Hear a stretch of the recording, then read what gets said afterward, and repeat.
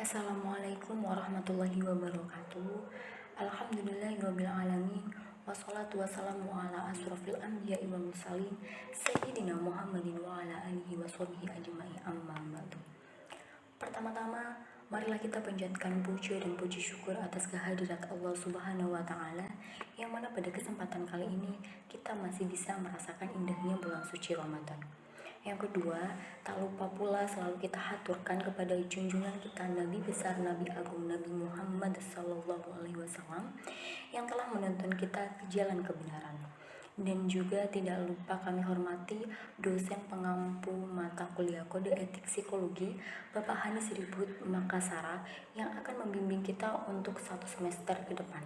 Dan yang saya hormati dan saya cintai teman-teman online. Pada kesempatan kali ini, kelompok kami akan mempresentasikan materi mengenai iklan dan layanan publik.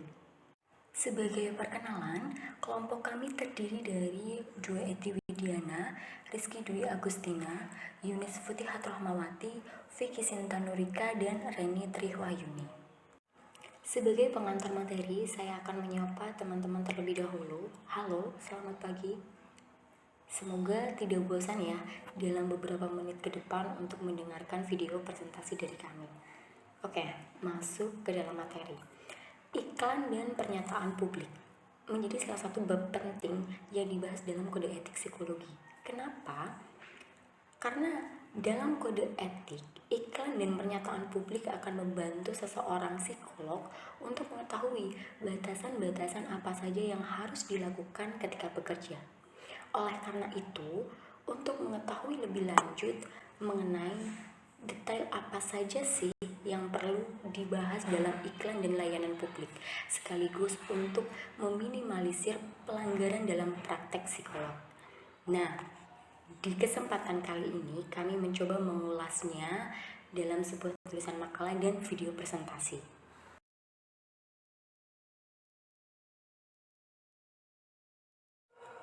Masuk pada pembahasan yang pertama, yaitu pasal 28, pertanggungjawaban.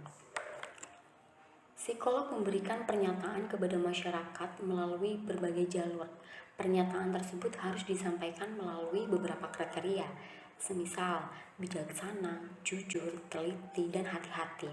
Lebih mendasarkan pada kepentingan umum daripada pribadi atau golongan, berpedoman pada dasar-dasar ilmiah, dan disesuaikan dengan bidang-bidang keahlian atau kewenangan selama tidak bertentangan dengan kode etik psikologi.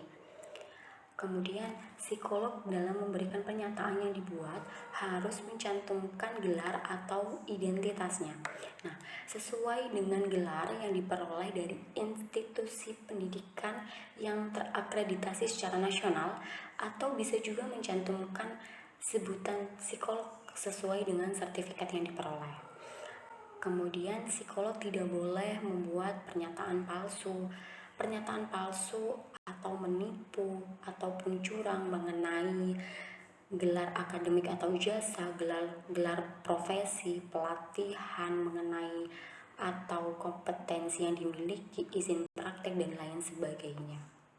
Contoh kasus pada pasal 28 mengenai pertanggungjawaban. Seorang psikolog yang memiliki izin praktik di Jakarta telah mengaku mengkonselingi Agnes Monica. Karena kepopuleran Agnes Monica, hal itu akan berdampak pada praktek yang telah dibukanya. Sehingga ketika telah dikonfirmasi kepada yang bersangkutan, Agnes Monica merasa dan mengakui bahwa ia tidak pernah melakukan konseling atau apapun terhadap psikolog tersebut, dan hal itu harus bisa dipertanggungjawabkan oleh psikolog yang telah memberikan statementnya kepada publik seputar Agnes Monica yang telah konseling kepada dirinya.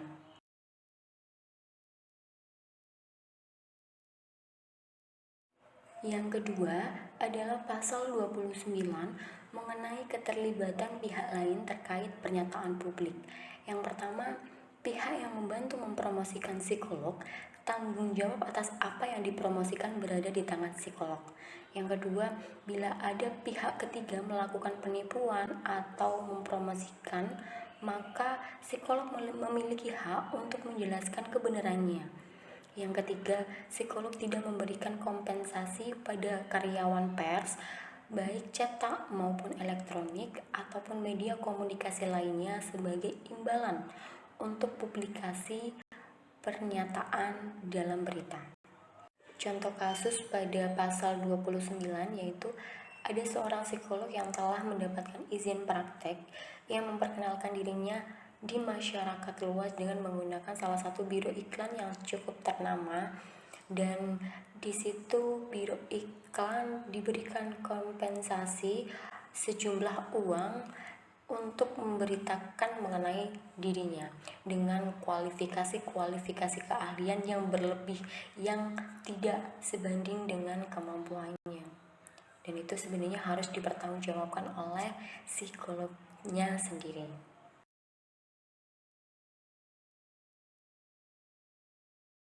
Yang ketiga, pasal 30, deskripsi program pendidikan non-gelar. Psikolog atau ilmuwan psikologi memastikan bahwa hal yang diberitakan tersebut menggambarkan secara akurat tentang tujuan, kemampuan, tentang pelatihan, instruktur, supervisor, dan biaya yang terkait. Contoh kasus pada pasal 30. Ate pernah mengikuti pelatihan yang dipandu langsung oleh Ustadz Asep Khairul Ghani. Nah, pada suatu saat Ate menjadi narasumber pada sebuah seminar dan diminta kurikulum vitae. Di situ Ate meminta untuk menuliskan bahwa ia adalah murid langsung dari Ustadz Asep, sehingga hal itu bisa mempengaruhi harga jual Ate sendiri.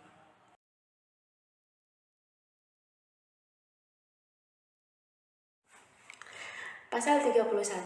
Pernyataan melalui media. Psikolog atau ilmuwan psikologi dalam memberikan keterangan pada publik melalui media cetak atau elektronik harus berhati-hati untuk memastikan bahwa pernyataan tersebut a.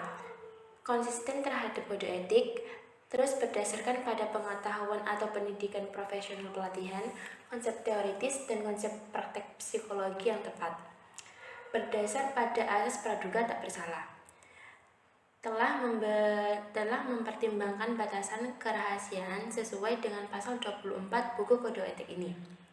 Pernyataan melalui media terkait dengan bidang psikologi forensik terdapat pada pasal 61 buku kode etik ini.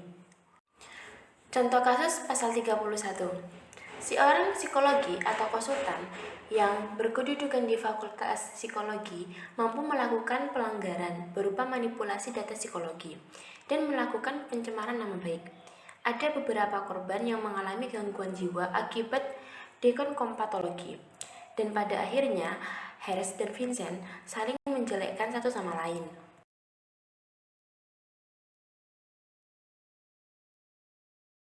Pasal 32. Iklan diri yang berlebihan. Psikolog atau ilmuwan psikologi dalam menjelaskan kemampuan atau keahliannya harus bersikap jujur, wajar, bijaksana, dan tidak berlebihan dengan memperhatikan ketentuan yang berlaku untuk menghindari kekeliruan penafsiran di masyarakat. Contoh kasusnya adalah KNK merupakan lulusan psikolog dan mendeskripsikan keahlian dirinya secara berlebihan dalam media sosial. Suatu hari, ada klien bernama AB yang hendak menyelesaikan masalah. Karena sikap tersebut, AB bukan merasa lega, akan tetapi semakin bingung dan runyam. Jadi, kesimpulannya adalah, sebagai seorang psikolog harus bersikap profesional dan bekerja sesuai dengan kompetensinya, serta dengan etika yang sudah ada demi kebaikan bersama. Demikianlah presentasi dari kelompok kami, kurang lebihnya mohon maaf. Wassalamualaikum warahmatullahi wabarakatuh.